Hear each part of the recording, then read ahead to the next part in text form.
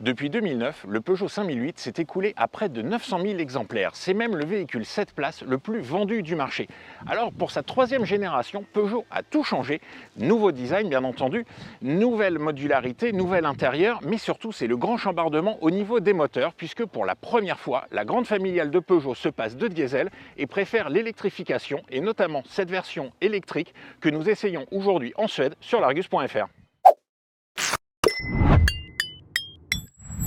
Ce nouveau Peugeot 5008, évidemment, il se distingue d'abord par son nouveau look, le look Peugeot actuel que l'on a déjà connu sur le nouveau 3008. Alors, on voit notamment cette grande calandre très étendue qui intègre le nouveau logo. Il est surplombé par ce bandeau noir laqué qui se prolonge avec les feux à LED bien entendu, et qui signe le style beaucoup plus agressif de toutes les nouvelles Peugeot aujourd'hui. Alors, c'est évidemment de profil qu'on remarque le plus de changements avec la précédente génération. Sur la partie avant jusqu'au pied milieu, on a à peu près la même cellule qu'une Peugeot 3008. En revanche, il y a une vraie distinction au niveau du style. Le 3008 aujourd'hui est un crossover, un petit peu coupé, SUV coupé, alors que le 5008, lui, reste une familiale, avec cet arrière très carré. Mais justement, Peugeot a voulu éviter l'effet sac à dos au niveau du style et a cherché à rendre les lignes beaucoup plus fluides. Et ça passe par des petits artifices de style, notamment cette crosse en aluminium qui court tout le long de la voiture et qui descend ici de manière inclinée pour donner l'impression que la partie arrière est beaucoup plus inclinée qu'elle ne l'est en réalité, puisqu'on le sait, pour avoir un grand coffre et 7 places, on est obligé d'avoir un arrière beaucoup plus carré pour abriter les passagers à l'arrière. Ce nouveau design et ces nouvelles proportions ont été rendus possibles par l'adoption de la nouvelle plateforme STLA Medium qui est ici présentée dans sa version avec le plus grand empattement possible, 2,90 m entre les roues, ce qui permet d'adopter un gabarit évidemment plus grand puisque ce nouveau Peugeot 5008, eh bien, il gagne 14 cm en longueur par rapport à la précédente génération, 5 cm en hauteur et pas moins de 4 cm en largeur. Donc forcément, eh bien, on a des proportions beaucoup plus massives. On l'a dit, on est dans l'univers du SUV et on va voir, ça se traduit aussi par une certaine prise de poids.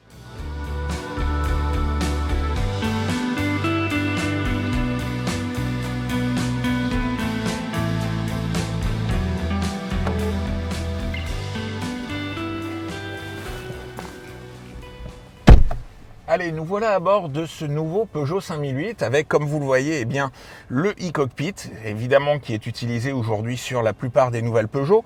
On retrouve une caractéristique du 5008 depuis la première génération qui est cette console centrale bien large. Et puis, évidemment, on remarque ce grand écran de 21 pouces qui est spécifique à la version GT. Sur la version Allure, on aura la même base qui semble un petit peu flotter au-dessus du tableau de bord, mais séparée en deux écrans de 10 pouces. Cet écran intègre donc le nouveau système Peugeot qui s'est avéré assez réactif. Alors, on ne va pas vous faire la liste complète des fonctionnalités de cet écran. On va plutôt vous renvoyer vers la vidéo de présentation qu'on avait faite du Peugeot 5008 et également l'article qui détaille toutes les fonctionnalités de cette navigation, notamment réalisée par TomTom, et puis aussi de cet écran ici, le iToggle, qui est spécifique également à la version GT et qui permet via des raccourcis d'accéder directement à des fonctions comme la climatisation. Et à propos d'ailleurs, on a cette climatisation qui est totalement automatique, bien entendu, bizone et même trizone, puisqu'on a à l'arrière la climatisation pour le deuxième rang, mais on regrette en revanche que ce ne soit que des commandes numériques et qu'il n'y ait pas de commandes physiques. Alors, c'est un choix du constructeur, mais c'est vrai que c'est pas toujours très pratique. On aime bien parfois avoir des boutons physiques pour régler sa climatisation. Qui dit iCockpit dit évidemment ce petit volant caractéristique de Peugeot qu'on retrouve bien entendu sur le 5008. Alors il est toujours aussi ergonomique, toujours aussi agréable à tenir en main et cette fois-ci en fait il ne masque pas tellement les informations. Alors quand on est un petit peu grand, évidemment dans certaines configurations de conduite, quand on tourne le volant on va avoir certaines informations du bas de l'écran qui vont être masquées, mais c'est plutôt pas mal. On est assis haut, c'est normal, on est dans un SUV. On regrette en revanche qu'on ne puisse pas avoir beaucoup d'amplitude de réglage et de manière assez surprenante, ces sièges même en finition haut de gamme GT, il reste à réglage manuel et notamment le réglage du dossier accessible via une molette ici, pas très pratique à régler. On est un petit peu surpris qu'il ne soit pas de série en électrique sur cette version haut de gamme du Peugeot 5008. On se retrouve installé à l'arrière de ce nouveau 5008 avec une petite révolution à bord. En effet, on n'a plus 3 sièges séparés comme auparavant, mais une banquette 2 tiers, 1 tiers, avec des dossiers qui vont se rabattre individuellement, des sièges qui peuvent basculer, mais également une banquette qui coulisse sur 15 cm d'avant en arrière pour libérer de la place au troisième rang. Et justement, ce troisième rang, c'est une spécificité du Peugeot 5008. On va aller voir comment on est accueilli derrière. Est-ce qu'on peut monter dedans quand on est un adulte ou un grand enfant? On vous dit ça tout de suite. La spécificité du Peugeot 5008, vous le savez, c'est que c'est un véhicule 7 places. Il a toujours été en 7 places et il le sera encore. Il n'y a pas de version 5 places qui est proposée. Donc on va regarder comment on accède au 3e rang. C'est assez simple sur ce nouveau Peugeot 5008. On a juste une molette ici à tirer. Le siège s'avance et bascule automatiquement. Et ensuite, on n'a plus qu'à monter à l'intérieur. Il faut être souple, c'est pas forcément mon cas. On s'installe à l'arrière et on rabat le siège ici. Mais vous le voyez, quand on fait plus d'1 m 90 comme moi, eh ben, on n'est quand même pas très à l'aise. Les genoux sont dans la banquette, qui est pourtant un petit peu avancée. Moi, j'ai un petit peu la tête dans le pavillon. Donc ces places-là qui sont au demeurant assez confortables, hein, les sièges sont bien dessinés, bien sculptés, c'est plutôt agréable. Mais quand on est, allez, on va dire au-dessus d'1 m 75-80, ce ne sera pas vraiment les places les plus agréables de la voiture. Malgré tout, c'est plus que 2 places d'appoint. C'est quand même une possibilité pour transporter 2 jeunes enfants, 2 adolescents, mais pas forcément des rugbymen à l'arrière du 5008. Qui dit familial dit évidemment bagage, et c'est le volume de coffre qui va nous intéresser sur ce 5008. Alors quand on est comme ici en configuration 5 places, on a très exactement 748 décimètres cubes VDA, à la norme VDA, attention, ce ne sont pas des litres.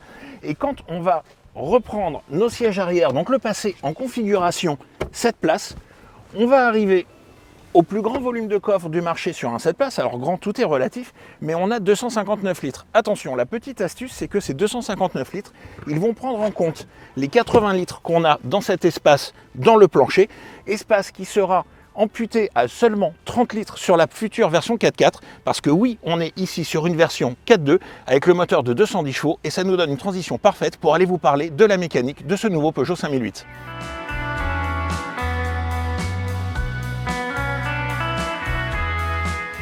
On vous l'a dit, sous le capot, c'est la révolution. Pour la première fois, un 5008 n'aura pas de diesel.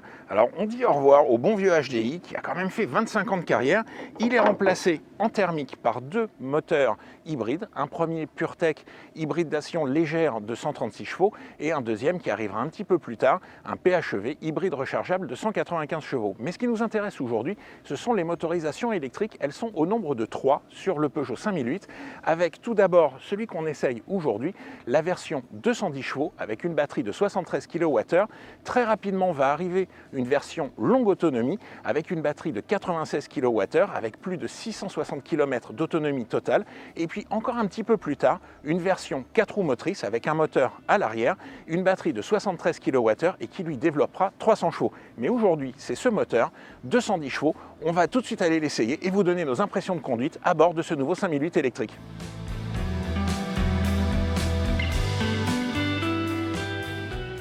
Malgré son gabarit quand même plutôt généreux, 4,79 m, on le rappelle, le 5008 se tire plutôt bien de l'épreuve de la ville. Alors, il y a certes le volume avec lequel il faut compter, mais on a un bon diamètre de braquage, un petit peu plus de 11 mètres. Il tourne bien, on l'a vu, on a fait quelques demi-tours, on s'est garé, il n'y a pas de souci avec ça. La seule chose, c'est qu'évidemment, comme beaucoup de SUV, on a une partie arrière avec un vitrage quand même qui est assez réduit, une ceinture de caisse qui est haute, des vitres surteintées, et donc tout ça, ça fait qu'en manœuvre, effectivement, la visibilité 3/4 arrière, elle est perfectible. Là, on apprécie les caméras de recul, notamment sur cette version GT. Sur la conduite en ville proprement dite, c'est probablement là où le i5008 est le plus sobre. On est à peu près à 15,5 kWh au 100 km, c'est pas mal du tout. En revanche, on commence déjà à sentir au niveau de la suspension des réactions un petit peu sèches. Alors on est avec des roues de 20 pouces et on le sent quand on passe sur du pavé. On a pas mal roulé dans les petites villes suédoises sur des routes pavées. On sent quand même des réactions un petit peu trépidantes. Et puis sur les ralentisseurs ou les grosses irrégularités de la chaussée, les nids de poules, etc., c'est pareil, ça percute un petit peu. On va aller voir maintenant sur la route, en termes de dynamisme, ce que ça raconte, en termes de confort aussi, et voir si cette première approche qu'on a eue en ville se vérifie plus loin sur la route.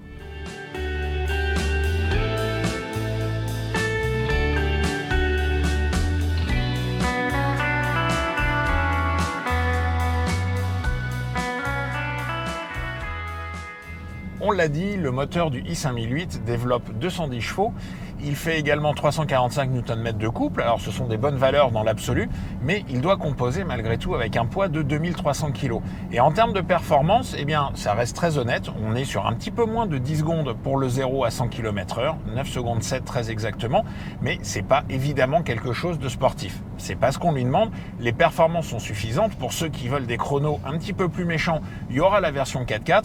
Là, on est sur une utilisation familiale, ça traîne pas sur la route, et puis on a les trois modes de conduite avec en mode sport, eh bien, l'intégralité des 210 chevaux et une réponse à l'accélérateur un petit peu plus directe. En mode normal, une puissance de 190 chevaux et en mode éco, 170 chevaux qui pourront être par exemple utilisés en ville. Donc en termes de performance, on l'a vu, il n'y a pas d'éclat particulier, mais c'est dans la bonne moyenne du segment, même si le poids, là encore, il compte et il a tendance forcément à un petit peu assagir la voiture. Et surtout, ce poids, eh bien, on s'en rend compte en termes de comportement routier. Les deux premières générations de 3008, c'était des véhicules, certes familiaux, mais qui distillaient quand même un certain plaisir de conduite, qui faisait preuve de pas mal d'agilité. Et ça, c'est quelque chose, pour être honnête, qu'on a un petit peu perdu sur cette génération, du moins en électrique. Il faudra voir les versions thermiques si c'est la même chose, mais forcément, on a une masse qui est conséquente, on a de l'inertie dans les virages. Alors, c'est très sain, ça tient bien la route, c'est très sécurisé, on ne se fait jamais peur bien entendu, mais c'est vrai qu'il n'y a pas ce côté un petit peu affûté qu'on est en droit d'attendre d'une Peugeot. Donc un bon comportement routier pour un véhicule familial, il rentre un petit peu dans le rang, il est moins amusant qu'auparavant, mais ça reste évidemment très sain. Et surtout, la bonne surprise, c'est que là, sur les petites routes qu'on est en train de prendre à 80-90 km/h, même en utilisant le mode sport et en haussant un petit peu le rythme, eh bien la consommation, elle est très raisonnable. On tourne entre 16 et 18 kWh au 100 selon le rythme qu'on imprime un petit peu à notre parcours. Et ça, c'est plutôt pas mal parce que là encore, avec la masse du véhicule et son aérodynamisme, on s'attendait à bien pire. On va aller voir sur autoroute si ça se vérifie et on fera un petit bilan côté consommation. Sur autoroute, eh bien, la consommation, très logiquement, elle va augmenter. Là, aujourd'hui, on est bien aidé parce que sur les autoroutes suédoises, la vitesse est limitée à 110 km/h et on est à peu près à 19 kWh au 100 km.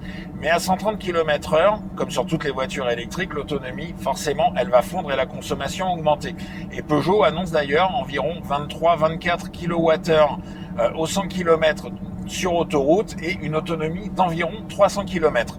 Donc c'est logique, comme toutes les voitures électriques, le Peugeot 5008, eh bien, il va forcément avoir une autonomie réduite sur autoroute. Et c'est presque dommage parce que finalement, c'est presque là où il est le plus agréable. La suspension, elle est douce dans ces conditions. À rythme élevé, il n'y a pas d'effet de prise au vent. On est comme sur un rail. Alors certes, il y a une certaine souplesse. C'est une voiture familiale. Elle n'est pas faite, on l'a dit, pour faire du sport. L'autoroute lui convient très bien. Donc sur cette partie autoroutière, pour faire du transport, aller de famille, partir en vacances, etc., eh ben, c'est plutôt pas mal. En tout cas, de notre côté, c'est validé.